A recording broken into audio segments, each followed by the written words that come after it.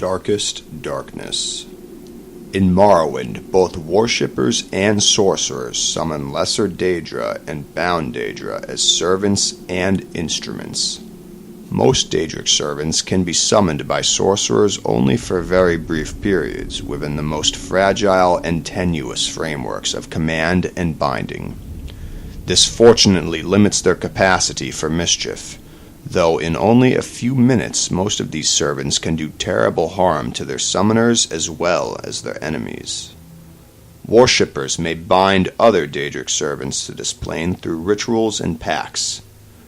Such arrangements result in a Daedric servant remaining on this plane indefinitely, or at least until their bodily manifestations on this plane are destroyed, precipitating their supernatural essences back to Oblivion.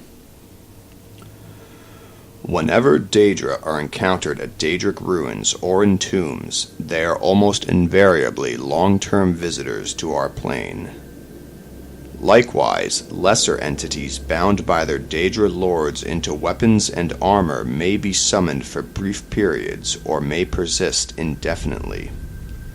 So, as long as they are not destroyed or banished, the class of bound weapons and bound armors summoned by temple followers and conjurers are examples of short-term bindings. Daedric artifacts like Mehrunes Razor and the Mask of Clavicus Vile are examples of long-term bindings. The Tribunal Temple of Morrowind has incorporated the veneration of Daedra as lesser spirits subservient to the immortal Almizvi, the triune godhead of Almalexia, Sothasil, and Vivek. These subordinate Daedra are divided into the good Daedra and the bad Daedra.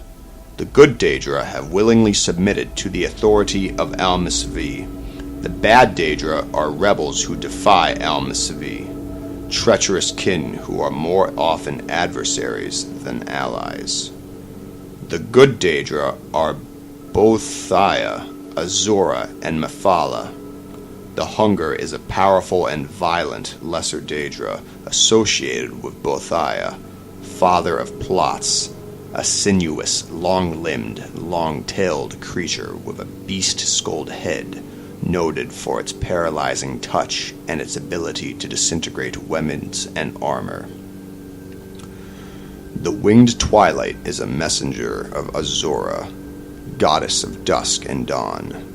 Winged twilights resemble the feral harpies of the west, though the feminine aspects of the winged twilights are more ravishing and their long, sharp, hooked tails are immeasurably more deadly. Spider Daedra are the servants of Mephala, taking the form of spider humanoid centaurs with a naked upper head, torso, and arms of human proportions, mounted on the 8 legs and armored carapace of a giant spider. Unfortunately, these Daedra are so fierce and irrational that they cannot be trusted to heed the commands of the Spinner. As a consequence, few sorcerers are willing to either summon or bind such creatures in Morrowind. The bad Daedra are Mehrunes Dagon, Malakoth, Sheogorath, and Molag Bal. These lesser Daedra are associated with Mehrunes Dagon, the agile and pesky scamp, the ferocious and beast-like Clanfear, and the noble and deadly Dremora. The crocodile-headed humanoid Daedra, called the Daedroth, is a servant of Molag Bal, while the giant but dim-witted Ogrim is a servant of Malakath, Sheogorath's lesser Daedra. The Golden Saint, a half-clothed human female in appearance, is highly resistant to magic and a dangerous spellcaster. Another type of lesser Daedra often encountered in Morrowind is the Atronach, or Elemental Daedra. Atronachs have no binding kinship or alignments with the Daedra lords, serving one realm or another at whim, shifting sides according to seduction, compulsion, or opportunity.